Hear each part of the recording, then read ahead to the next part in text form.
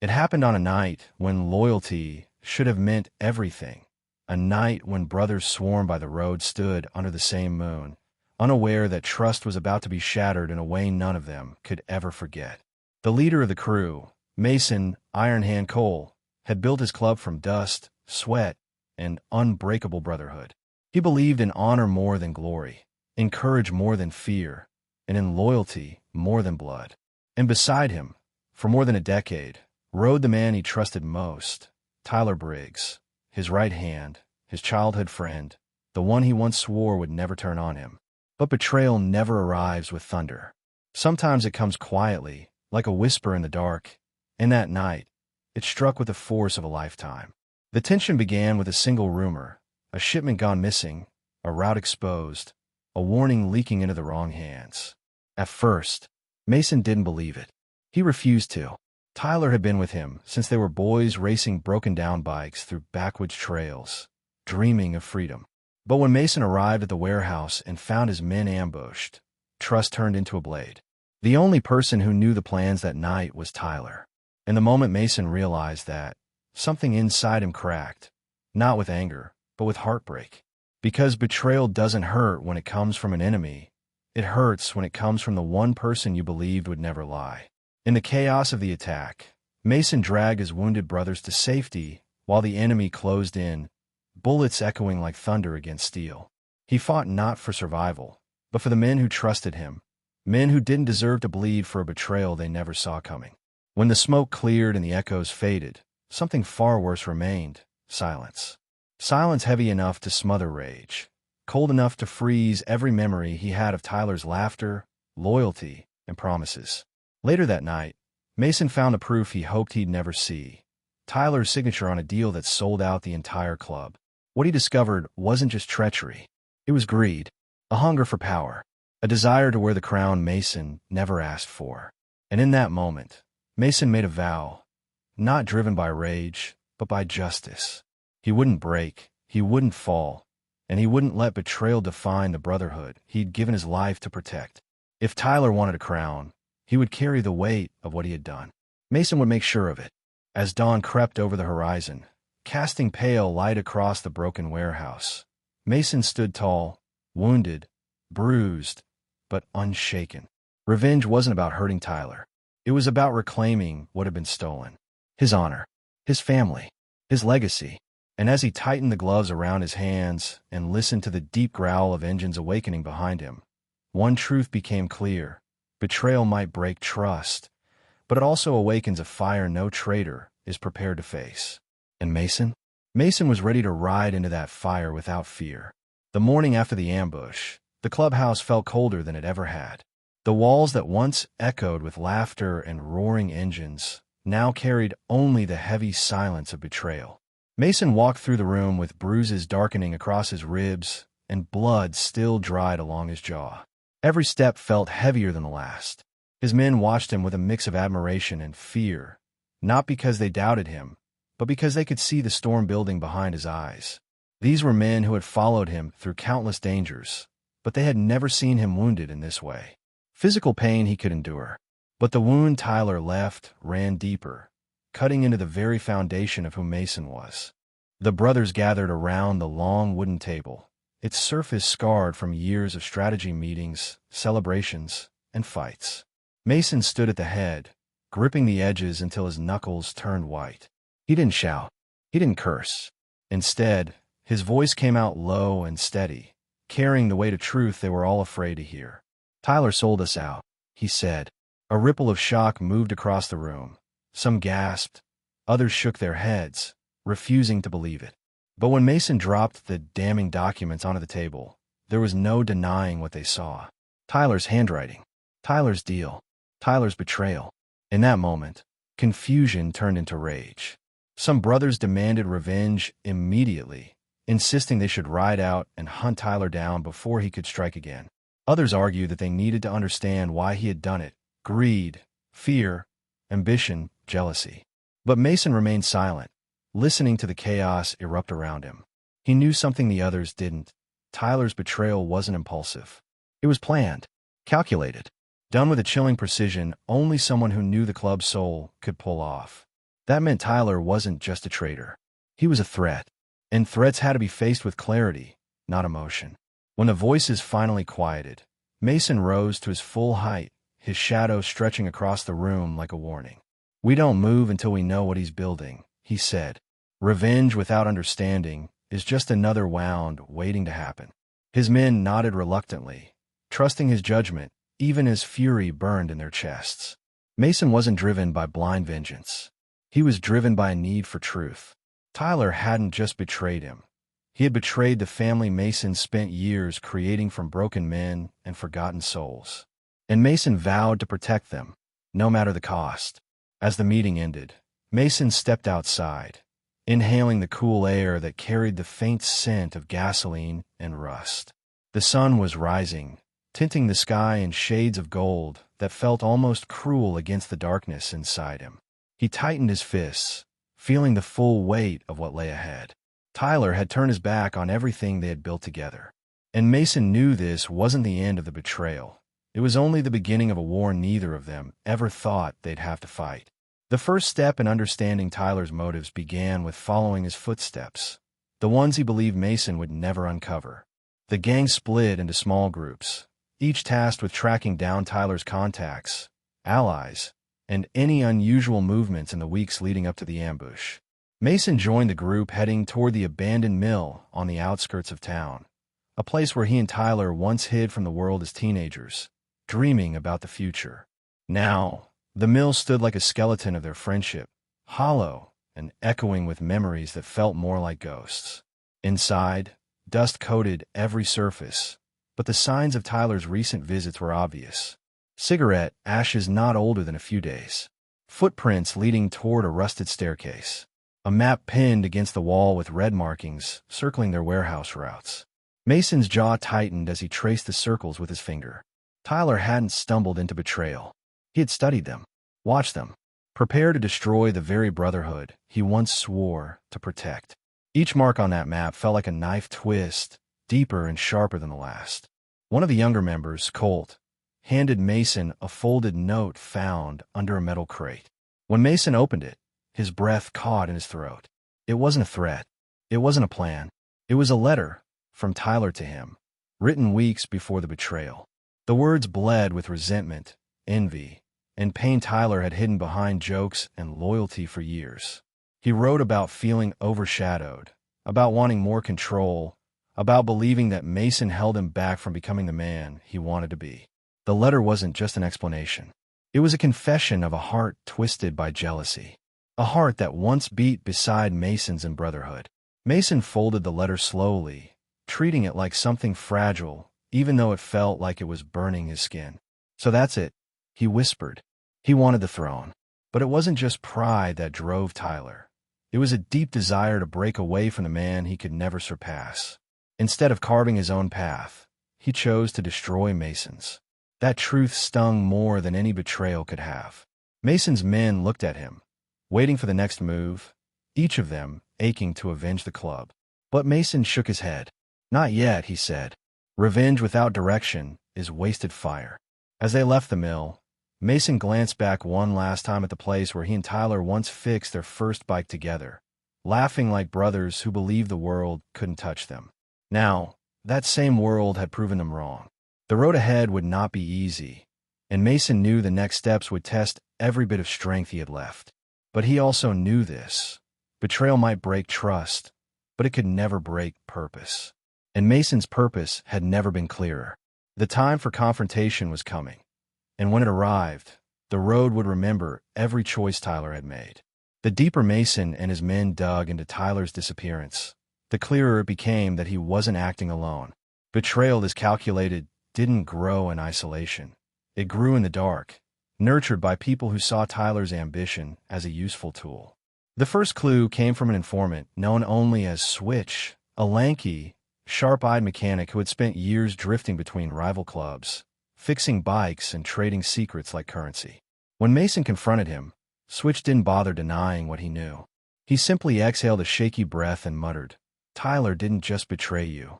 He partnered with your enemies." That enemy was the Black Serpents, a ruthless crew infamous for their cruelty and their willingness to spill blood without hesitation. They had always envied Mason's club for its discipline, its unity, and its influence. To them, Tyler wasn't just a defector.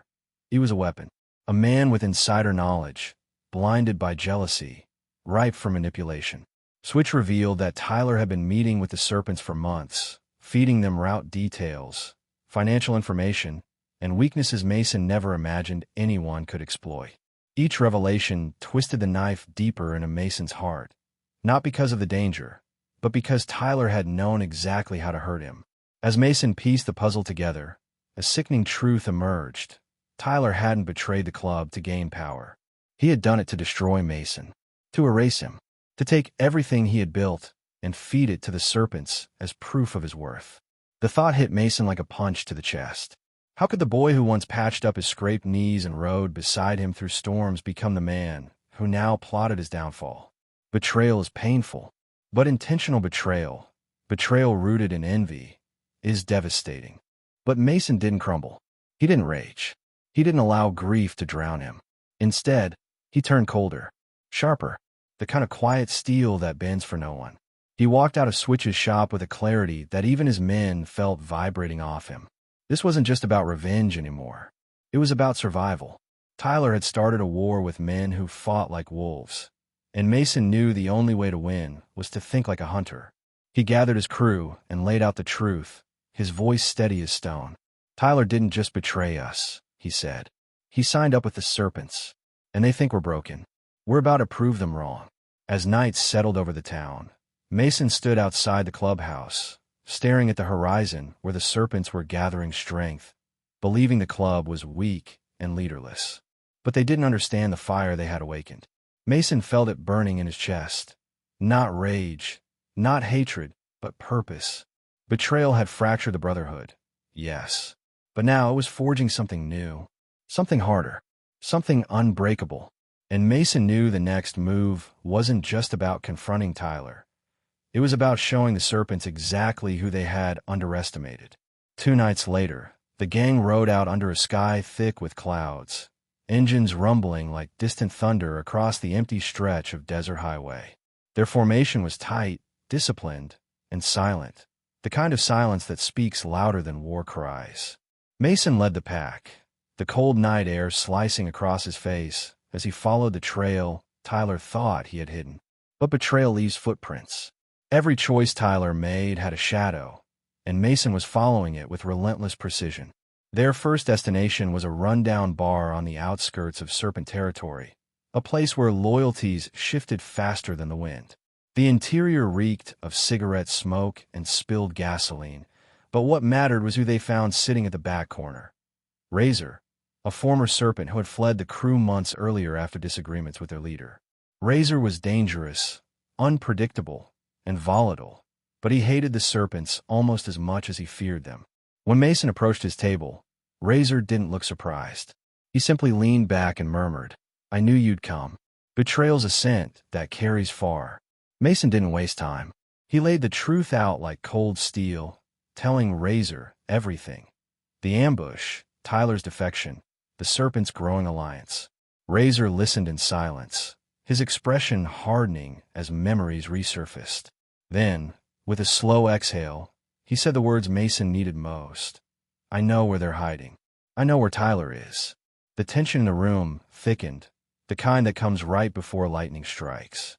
Razor revealed that Tyler had been working closely with the Serpents' leadership, planning a massive assault on Mason's territory to seize control once and for all. As Razor described the location, an abandoned truck yard deep in Serpent territory, Mason's men exchanged glances. Fear flickered, but so did determination. They knew the risks. They knew the odds. But they also knew that walking away wasn't an option. Not anymore. Tyler had chosen his side. Now, Mason had to choose his response. Razor, perhaps out of revenge or redemption, agreed to guide them, not as an ally, but as a man with his own demons to settle. When the gang stepped outside, the night felt heavier than before. The wind carried a bitter scent of rust and gasoline, a scent of the battle to come. Mason tightened his grip on the handlebars of his bike, staring into the darkness ahead. He could almost feel Tyler waiting in that truck yard, believing he held the upper hand, believing Mason would break under the weight of betrayal. But Tyler didn't know the truth. Mason wasn't breaking. He was sharpening. As Mason revved his engine, the rest of the gang followed suit, the roar rising like a war cry swallowed by the desert night. The hunt had officially begun, and one thing was certain. When Mason found Tyler, the betrayal that broke their brotherhood would be answered, not with blind rage, but with a reckoning Tyler would never see coming. The road into Serpent territory felt different from any Mason had ridden before. It wasn't fear that settled into the air. It was anticipation, thick and electric, like the world itself was holding its breath. Razor led the pack down a narrow highway lined with rusted car shells, broken signs, and the ghosts of long-forgotten violence. Every mile deeper into the valley felt like stepping into Tyler's mind, a place twisted with resentment, ambition, and choices that could never be taken back. Mason kept his gaze locked on the horizon, his thoughts sharper than the roar of engines behind him. Revenge wasn't distracting him. It was focusing him. When they reached the outskirts of the abandoned truck yard, Razor signaled for them to kill their engines. Silence fell instantly, a silence so heavy it pressed against their throats. The yard stretched out like a massive graveyard, filled with towering stacks of rusted containers and overturned semis. Shadows slithered across the metal as wind whistled through broken windows. It was the kind of place that swallowed sound and mercy whole. Razor stepped forward, scanning the darkness. "They're here," he whispered. "He's here." Mason motioned for his crew to spread out, moving with the precision of men who had survived too much to be careless now. Footsteps echoed softly over gravel as they slipped between the old trucks and shipping crates, eyes sharp, senses heightened. Every creak of metal, every shift of wind sounded like the strike of a threat. Mason's pulse didn't rise. He had been waiting for this moment, not to confront a traitor, but to face a ghost he once called brother. And he would face that ghost without hesitation. As they advanced deeper into the yard, Mason noticed something that made his stomach tighten: fresh tire tracks. Tyler wasn't hiding. He was preparing. The path led to an open clearing in the center of the yard, illuminated by flickering floodlights hooked to a dying generator. And there, waiting in the middle like a shadow from a broken past, was Tyler's bike, polished, untouched, and pointed straight at Mason, as if daring him to step closer. Mason recognized every scratch, every modification, every memory etched into that machine. It was a cruel reminder that the boy he once knew had buried himself long before this night. Mason approached the bike slowly, his footsteps measured, his breath steady. His men formed a protective circle around him, scanning the perimeter for any sign of movement. But the yard remained unnervingly quiet. This wasn't an ambush. This was a message. Tyler wanted Mason to find him. He wanted a reckoning, on his terms. And as Mason rested his hand on the familiar handlebar of Tyler's machine, he knew the final confrontation was no longer approaching. It was here. Tyler had chosen his battlefield. Now, Mason had to choose how he would end the war. Seconds after Mason touched Tyler's bike, a slow clap echoed across the steel corridors of the yard. Sharp, cold, mocking. The sound bounced off metal walls, growing louder until a figure stepped from the shadows. Tyler, older in the face, colder in the eyes, but unmistakably the same man Mason once trusted with his life. He wore a smirk carved from arrogance and pain, the kind of expression only a man who had convinced himself he was righteous could wear. "Took you long enough," Tyler said, his voice dripping with a bitterness that stung worse than a blade. Mason didn't move. He simply stared, taking in every detail: the trembling hands Tyler tried to hide, the exhaustion behind the bravado, the flicker of guilt buried deep in his gaze. Tyler wasn't fearless. He was consumed. "What?" Mason finally asked, his voice steady and low. A single word, but filled with every ache, every unanswered question, every memory of brotherhood turned to ash. Tyler laughed, a hollow, strained sound. "Because you were always the king," he said, "and I was always the shadow standing behind you." The confession hit Mason harder than any ambush could. Tyler hadn't betrayed the club because of power. He betrayed them because of insecurity, because he felt invisible standing next to Mason's leadership. "You could have talked to me," Mason said. "We could have fixed it." But Tyler shook his head violently, anger contorting his face. "You don't fix being forgotten," he hissed. "You erase the one who made you feel small." His eyes glinted with a mixture of desperation and fury, the look of a man who burned every bridge behind him, expecting the flames to guide him forward. Suddenly, shadows shifted around the edges of the yard, serpents emerging with weapons drawn, surrounding Mason and his men with calculated menace. Razor cursed under his breath. Colt raised his fists, but Mason didn't flinch. Instead, he kept his gaze locked on Tyler. "So this is what you chose," Mason said quietly. "Men who'll drop you the moment you're no longer useful." Tyler's expression faltered, just for a moment, a flicker of doubt cracking through the armor of his choices. But pride held him together. Pride, and the fear of admitting he had destroyed everything for nothing. Mason took a step closer, his voice turning sharper. "You didn't betray me to rise," he said. "You betrayed me because you were afraid you never could." Tyler's jaw clenched, his eyes flashing with a storm of emotions. Anger, shame, longing, regret. He opened his mouth to speak, but no words came out. Because in that moment, surrounded by enemies he thought were allies, Tyler finally understood something Mason had known from the beginning. Power earned through betrayal is power built out of sand. And the tide was coming in. As the serpents tightened their formation, Mason's men prepared for a fight, one that would decide the fate of the Brotherhood, the club, and the bond Mason once believed unbreakable. The night trembled with the promise of violence, of truth, of consequences long overdue. And in that suspended breath before the first strike, Mason realized that this battle wasn't about revenge.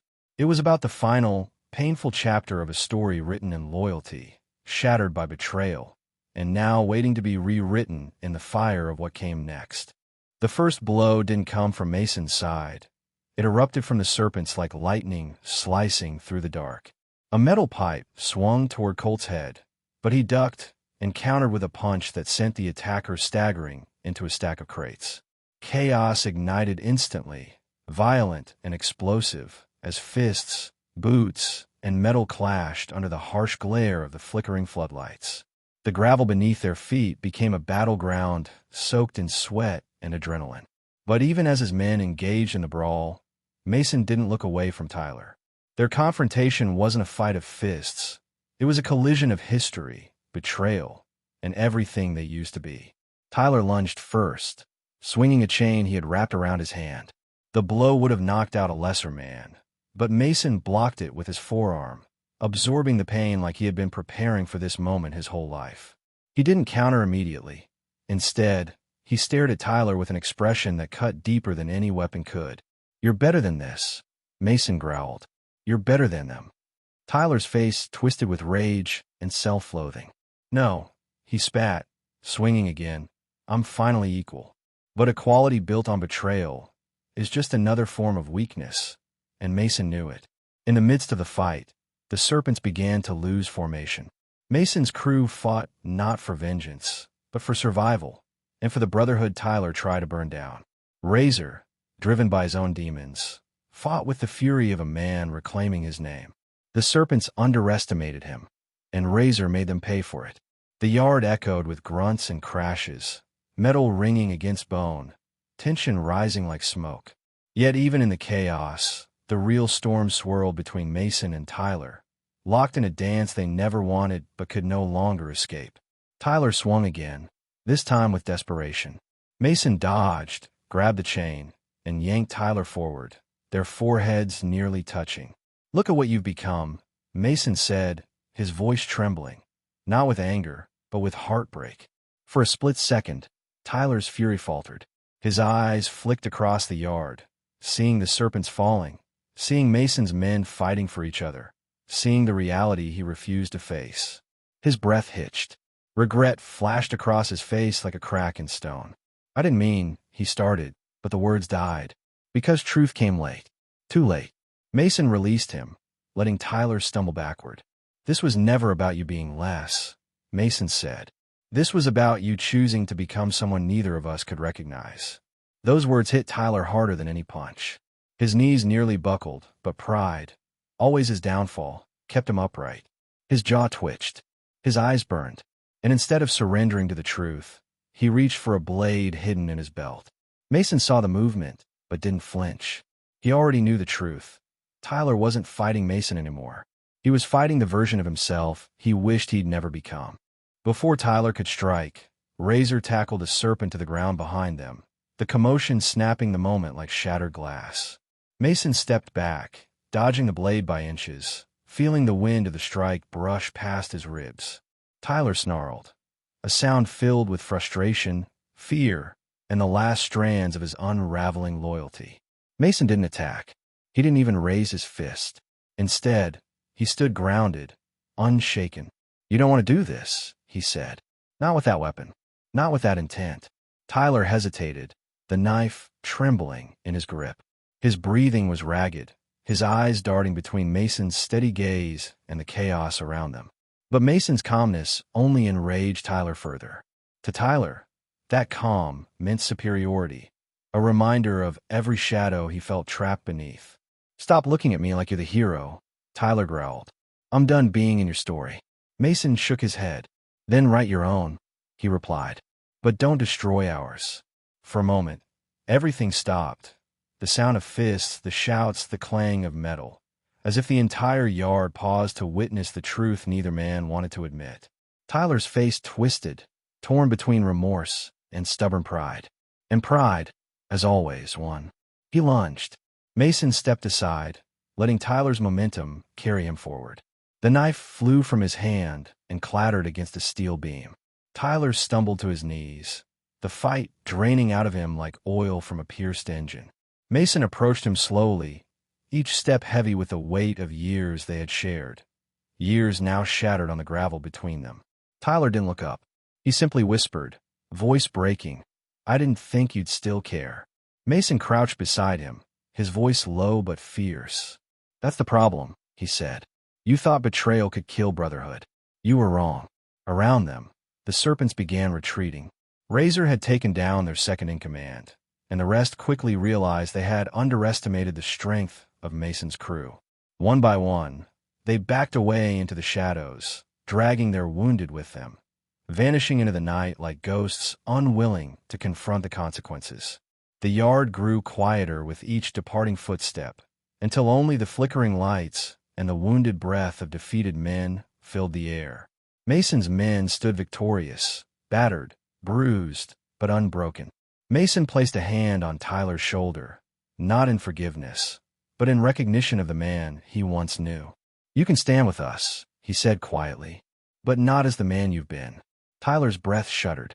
Shame weighed on him like chains. He didn't answer. He couldn't. But his silence wasn't refusal. It was surrender. The first honest surrender he'd made in years. And as the night settled around them, heavy and still, Mason knew the war wasn't over. But the breaking point had passed. From here on, everything would change, for Tyler, for the Brotherhood, and for the legacy they would fight to rebuild. The silence that settled over the truck yard was heavy, almost suffocating. The adrenaline that had fueled every punch, every shout, every desperate movement, now faded into a thick stillness. Mason rose slowly, his breath steady, but his heart pounding with the echo of everything that had just unfolded. His men gathered around him, battered but standing tall, each one carrying bruises like badges of loyalty. They looked to Mason not for orders, but for reassurance, a word, a gesture, anything that told them the storm had truly passed. But Mason's eyes were fixed on Tyler, still kneeling in the gravel, staring at his own hands as if he no longer recognized them. When Tyler finally looked up, there was no trace of the arrogance he carried into the yard. No smirk, no false bravado, only a man stripped bare, a man forced to face the consequences of every choice that had led him here. His voice cracked with exhaustion. "I don't deserve to stand with you," he murmured. The words weren't an excuse. They weren't an attempt at sympathy. They were truth, raw and painful. Mason didn't argue. He didn't soften the reality. Instead, he said, "Deserving is earned. And right now, you need to decide who you're going to be after this." Razor stepped forward then, wiping blood from his lip and glaring down at Tyler. "You nearly got all of us killed," he snapped. "You dragged us into a war for your ego." Tyler flinched at every word, But Razor wasn't speaking out of hatred. He was speaking out of the fear of what could have happened if they hadn't fought as one. Mason held up a hand, signaling Razor to step back. "This isn't about punishment," Mason said. "It's about responsibility. He answers for what he's done, but he doesn't die for it." That decision wasn't easy, and his men knew it. But it was the only decision that aligned with who Mason was. Slowly, Mason helped Tyler to his feet. It wasn't forgiveness. It wasn't absolution. It was a choice to let the next chapter be written, not dictated by rage, but guided by truth. Tyler's legs shook beneath him, but Mason's presence steadied him. The men watched as the two walked out of the clearing, the leader and the fallen brother. Some of them still burned with anger. Some were relieved. All of them understood one thing. Brotherhood wasn't about perfection. It was about endurance, the ability to face darkness and still choose to stand together. As they approached the edge of the yard, the first hints of dawn painted the sky in muted shades of blue and amber. The sun hadn't fully risen, but its promise lingered in the horizon, a quiet reminder that every night, no matter how violent or painful, eventually gives way to morning. Mason paused, glancing back at the battlefield scattered with broken crates and fading shadows. Betrayal had brought them here, but something stronger would carry them out. He placed a hand on Tyler's shoulder, firm and unyielding. "This isn't the end," he said. "Not yet." The ride back to the clubhouse felt eerily calm. The engines hummed like a heartbeat, steady and unified, carrying the weight of everything the crew had endured. Tyler rode in the back of a pickup Razor drove, bruised, silent, lost in the labyrinth of his own regret. Mason led the ride with his head high, not out of pride, but out of duty. He knew the hardest part wasn't over. The fight in the yard had settled the immediate danger, but the deeper wounds, the ones carved into trust, into identity, into memory, would take far longer to heal. When they arrived, the brothers filed into the clubhouse, slumping into chairs, leaning against walls, catching their breath. The room that once felt fractured now felt united in a way struggle often forces people to be. Mason stood before them, still dusty from the fight, his voice steady despite the weight pressing on his chest. "We survived tonight because we stood together," he said. "But what comes next will define us far more than any battle ever could." His men listened closely, knowing this was the moment everything began shifting toward something new, something stronger. Tyler entered slowly, his eyes downcast. Some men looked at him with resentment, others with disappointment, but none looked away. Tyler took a deep breath, the kind that felt like swallowing glass. "I don't expect forgiveness," he said. "I don't expect trust. But I'm here because Mason gave me a chance to face what I've done, and I'm ready to do that." The room stayed silent for a long moment. The words were imperfect, trembling, but they were honest. Perhaps the first honest thing Tyler had said in a long time. Honesty doesn't erase betrayal, but it plants the first seed of redemption. One by one, the men stepped forward, not to embrace Tyler, but to acknowledge him, to give him the chance to rebuild, one breath, one action, one day at a time. Razor was the last to step forward. He stared Tyler down, jaw clenched, before finally muttering, "You want another chance? Earn it." Tyler nodded, tears threatening to break, but held firmly back. Redemption would not be easy, but at least now it was possible, and that possibility, fragile and flickering, was enough to begin again. As the sun finally broke over the horizon, spilling gold across the motorcycles parked outside, Mason walked out into the morning air and inhaled deeply. The fight was behind them, the healing ahead of them, and somewhere in the space between those two truths, the brotherhood found its strength again. The road didn't forget betrayal, but it also didn't abandon the chance for a new direction. Mason glanced back at his men, at Tyler, at the clubhouse they'd rebuild together, and felt something he hadn't felt in a long time. Hope. The kind forged not in perfection, but in fire, and made stronger because of it. In the end, the dust that rose from betrayal slowly settled into something far more meaningful than vengeance. Mason understood that revenge had never been the true destination. Growth was. What he and his men faced in that rusted yard was more than a battle for survival.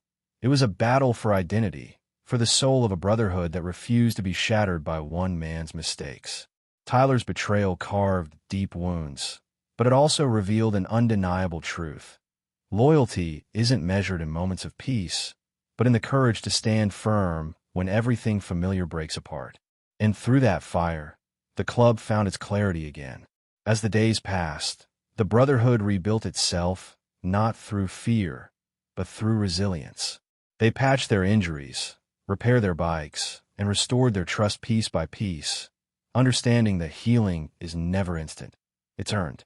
Mason watched Tyler work tirelessly in silence, choosing humility over pride, responsibility over excuses.